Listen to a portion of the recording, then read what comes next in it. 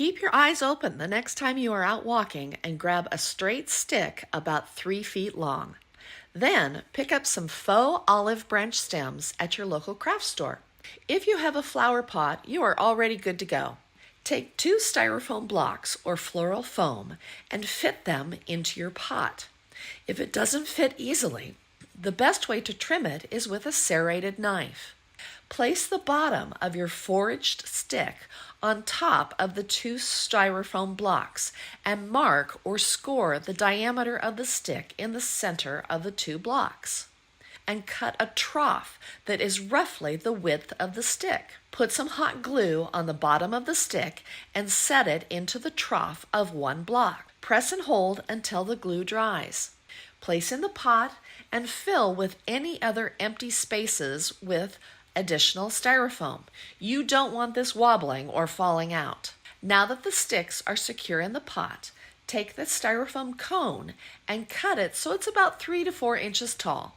Take a metal straw and poke a hole in the cone. Put some hot glue on the top of the stick and slide the styrofoam cone onto the stick through the hole. Take all of your olive branches and cut off each individual stem, leaving about an inch on the end.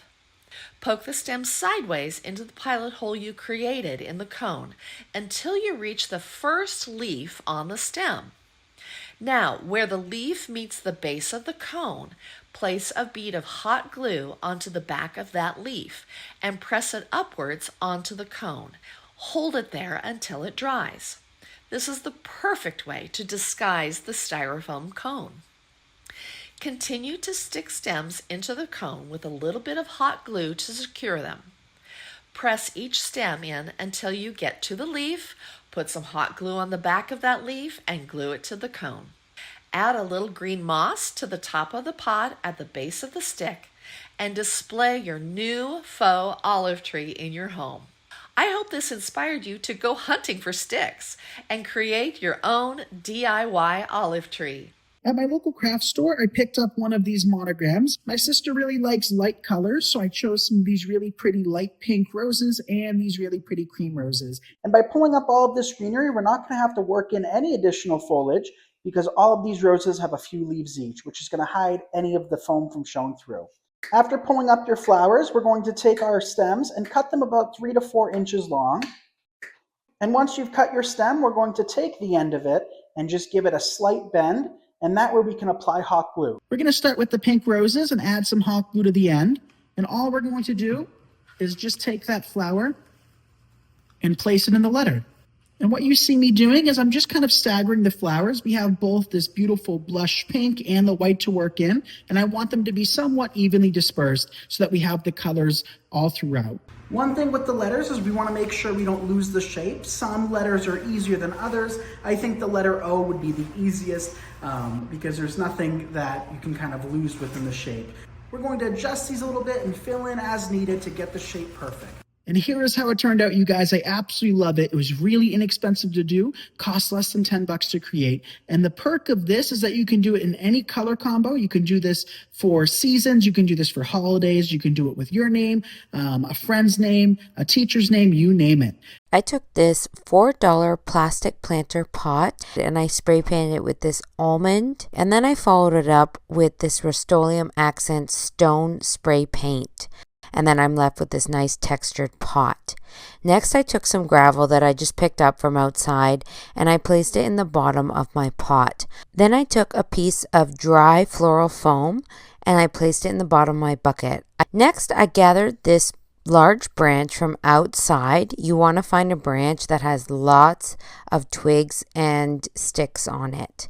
Then I took these artificial cherry blossom flowers and I used my hot glue gun to glue them onto the twigs. I tried to replicate a real cherry blossom tree as best I could by finding images online.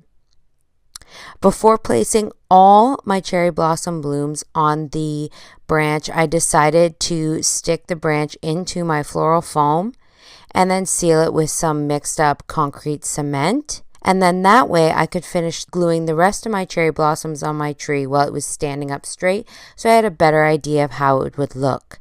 So I placed all the cement in and around just to fill in any gaps and stabilize my stick in my pot. You could certainly leave just the cement showing, but I like a little bit of moss for a little bit of extra greenery at the bottom of my pot. I love how realistic this tree looks because I did use a real branch from outside, and I think it just adds that perfect pop of pink to my home for springtime. You can replicate this DIY with any kind of florals or blooms or leaves that you like. We're going to start with this flat styrofoam block. So I am just going to take a knife, a kitchen knife, and we're going to cut each corner off like that. You can actually use this as a template if you would like, and just score it. And we're going to do that to all 4 corners. After you do that, it should look something like this, and then we can proceed to the next step. Now we're going to use a sunflower bush. You can find these available at nicksseasonaldecor.com.